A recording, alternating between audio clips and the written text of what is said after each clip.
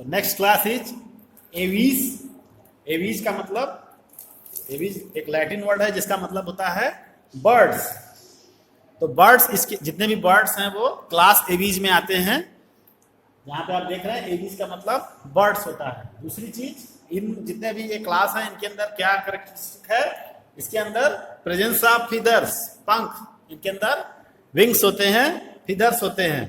ठीक है, इसमें कुछ ऐसे भी हैं जो जिनके अंदर विंग्स तो होते हैं लेकिन वो फ्लाइटलेस होते हैं, जैसे कि ऑस्ट्रिच जो आपका बहुत बड़ा बर्ड है, आप देखे होंगे उनके अंदर भी विंग्स होते हैं मगर वो एक्टिव फ्लाइट नहीं कर पाते हैं, फ्लाइटलेस बर्ड होते हैं। लेकिन ज्यादातर जो आपके क्लास में बर्ड्स हैं वो उनके अंदर फ्लाइट की कैपेबिलिटी होती है, वो फ्लाई कर सकते हैं। ठीक है, इसके अलावा इसमें बीक होती है। सबसे कैरेक्टरिस्टिक फीचर क्या है, बीक, चोंच इनकी जो होती है वो इसके अंदर एक कैरेक्टरिस्टिक है, आप जानते हैं अच्छी तरह से। इसके अलावा इसमें जो फोर लिम्ब होता है वो मॉडिफाइड हो जाता है, किसमें, four limb modified into wings. इनका जो विंग्स होता है एक्चुअली क्या है, वो मॉडिफिकेशन ऑफ फोर लिम्ब है। जो आगे के इनके लिम्ब्स हैं वो विंग्स में चेंज हो जाते हैं ताकि उनको एक्टिव फ्लाइट मिल सके। इसके अलावा जो हाइंड लिम्ब है उसके ऊपर स्केल्स होते हैं और वो वॉकिंग, स्विमिंग और क्लैस्पिंग के लिए मॉडिफाइड होते हैं। वॉक करने के लिए, जैसे जमीन पे थोड़े बहुत चल भी सकते हैं, अगर वाटर में जा रहे हैं तो स्विम कर सकते हैं। और इसके अलावा क्लाज होते हैं इनमें, क्लैस्पिंग, पकड़ने के लिए आप देखेंगे कि क्लाज होते हैं इनके अंदर। तो ये किसमें होते हैं, हाइंड लिम्ब के अंदर मॉडिफिकेशन है, किसके लिए, वॉकिंग, स्विमिंग एंड क्लैस्पिंग, पकड़ने के लिए। ठीक है, इसके अलावा इनकी जो स्किन होती है वो कैसी होती है, ड्राई होती है, विदाउट ग्लैंड। इसमें कोई ग्लैंड, आयल ग्लैंड वगैरह नहीं होती। हाँ, टेल के साइड में, बेस के टेल के बेस पे कुछ ग्लैंड जरूर होती हैं जो आयल का सिक्रीशन करती हैं।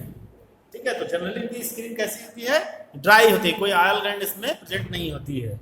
इसके अलावा जो इनका एंडोस्केलेटन है वो कैसा होता है, एंडोस्केलेटन इज फुल्ली ऑसिफाइड, बोनी होता है, इनमें पूरी तरह से ऑसिफाइड है।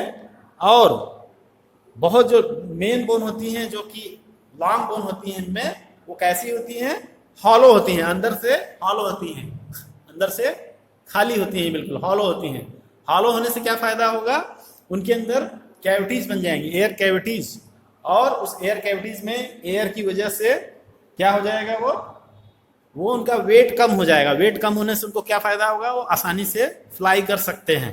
तो बोन्स इनका, जैसे हम लोग की बोन्स होती है, मैमल्स की बोन होती है, वो कैसी होती है, वो कम्पैक्ट बोन होती है, उसमें कोई हॉलो स्ट्रक्चर नहीं होता, कोई स्पेस नहीं होता है, बोन मैरो पूरी भरी रहती है। लेकिन बर्ड्स में एक फीचर होता है, एक कैरेक्टरिस्टिक है कि उनकी जो बोन होती है वो हॉलो होती है। क्यों, ताकि उनके अंदर एयर रहे और उनका वेट लाइट हो, और वेट लाइट होगा तभी वो प्रॉपर वे में फ्लाई कर सकते हैं। ठीक है, जैसे हम लोग एरोप्लेन बनाते हैं तो उसका वेट कोशिश किया जाता है कि कम से कम रखा जाए। ठीक है, इसी हिसाब से उनके मेटल्स का, फीचर्स का उसमें ध्यान रखा जाता है। तो बर्ड्स में भी वही खास बात है कि बोन्स तो हैं, लेकिन बोन्स कैसी हैं, वो न्यूमेटिक बोन्स उनको बोलते हैं। एयर कैविटीज होती हैं, एयर फिल्ड बोन होती हैं, हॉलो होती हैं। जब कोई चीज हॉलो होगी तो उसमें वेट अपने आप कम हो जाएगा। इसके अलावा डाइजेस्टिव ट्रैक्ट जो होता है इनका, बर्ड्स का, वो एडिशनल चैम्बर होता है। एडिशनल चैम्बर क्या बोलते हैं उनको, क्रॉप एंड गिजर्ड, क्रॉप और गिजर्ड होता है। तो उसमें क्या होता है, उनके अगर आप स्टमक को कट करके देखेंगे तो उसमें आपको दिखाई देगा कि कुछ आपको स्टोन्स के पार्ट, स्टोन्स के छोटे छोटे आपको पार्टिकल्स मिलेंगे। वो किस लिए होते हैं, क्योंकि जैसे भी कोई चीज ये खाते हैं तो खाने के बाद उसमें ग्राइंडिंग होती है उसके अंदर, तो इनके गिजर्ड में यही फंक्शन होता है। तो ये थोड़ा सा स्पेसिफाइड होता है, अभी आपके लेवल पे नहीं है। अगर आप बीएससी वगैरह में जाएंगे तो आपको इसका डिटेल मिलेगा कि वो कैसे फंक्शन करता है गिजर्ड। इसके अलावा कुछ उसमें मस्कुलर स्ट्रक्चर है, जो इनकी स्टमक की वाल होती है वो अंदर की तरफ ऐसे काफी ज्यादा वो मॉडिफाइड होती है, गिजर्ड की तरह होती है, और वो ग्राइंडिंग का वर्क करती है। क्योंकि ये कोई चीज, बर्ड्स होते हैं इनके अंदर कोई प्रॉपर टीथ्स नहीं होते हैं, किसी भी चीज को खा जाते हैं और उसके बाद स्टमक के अंदर जाके इनके अंदर ग्राइंडिंग होती है उस चीज की, गिजर्ड के अंदर। ठीक है, तो इस तरह से इनका स्ट्रक्चर होता है। इसके अलावा हार्ट जो होता है इनका 4 चैम्बर्ड होता है। अभी तक आपने जितने भी हार्ट देखे थे वो कैसे थे, 3 चैम्बर्ड थे, लेकिन यहाँ पे आपको हार्ट कैसा मिलेगा, 4 चैम्बर्ड। आपने अभी तक रेप्टाइल्स में देखा, एम्फीबियंस में देखा, फिशेज में देखा 2 और 3 चैम्बर्ड थे, लेकिन अब इस क्लास से आगे जितने भी क्लास आपको मिलेंगे उसमें हार्ट आपको 4 चैम्बर्ड मिलेगा। और दूसरी चीज इसमें क्या खास बात है, अब एवीज से ही, बर्ड क्लास से ही आपको आगे जितने भी एनिमल्स मिलेंगे वो कैसे मिलेंगे, warm blooded animals. Warm blooded animals का मतलब होम्योथर्मस। होम्योथर्मस का मतलब कि बॉडी का टेम्परेचर एनवायरनमेंट के हिसाब से चेंज नहीं होता है, स्टेबल टेम्परेचर होता है। होम्योस्टैसिस होती है इनके अंदर। होम्योस्टैसिस का मतलब कि बॉडी का टेम्परेचर एक नॉर्मल टेम्परेचर, एक टेम्परेचर मेंटेन रहता है। जैसे हमारे बॉडी का टेम्परेचर 98.6 डिग्री फ़ारेनहाइट मेंटेन रहता है, उसी तरह बर्ड्स में भी होता है। ऐसा नहीं कि ठंडी में कुछ और हो, गर्मी में कुछ और हो, इस तरह से टेम्परेचर नहीं होता। तो जब स्टेबल टेम्परेचर होता है, अगेंस्ट इन्वायरमेंट कोई चेंजिंग नहीं होती है, तब फिर उसको हम लोग बोलते हैं वार्म ब्लड, यानी खून हमेशा गर्म है ना। मतलब अगर ठंडी हो जाए तब भी हम लोग का टेम्परेचर उतना ही बना रहेगा। ठीक है, तो इसके बाद हम लोग रेस्पायरेशन पे आते हैं। रेस्पायरेशन में कैसे होता है, लंग्स के थ्रू होता है। तो लंग्स, बर्ड्स के अंदर लंग्स भी होता है, आगे भी जो इतने फाइलम है उसमें आपको लंग्स के थ्रू ही रेस्पायरेशन मिलेगा। फिर इसके अलावा इनमें एयर सैक्स भी होते हैं, कनेक्टेड होते हैं लंग्स से, रेस्पायरेशन को वो सप्लीमेंट करते हैं। तो इस तरह से air sac connected to lungs supplement respiration. तो ये आपका फीचर्स है। इसके अलावा फर्टिलाइजेशन इंटरनल है ना, इंटरनल। आगे जितने भी आपको इंडिविजुअल मिलेंगे अब ज्यादातर आपको इंटरनल फर्टिलाइजेशन ही मिलेगा। दूसरी चीज इनमें डायरेक्ट डेवलपमेंट मिलेगा, लार्वा का फॉर्मेशन नहीं मिलेगा। यानी आप देख रहे हैं कि अगर आप पूरा क्लास का आप देखें तो फर्टिलाइजेशन रेप्टाइल से ही इंटरनल हो जाता है। इसके बाद आपको एक्सटर्नल फर्टिलाइजेशन नहीं मिलेगा।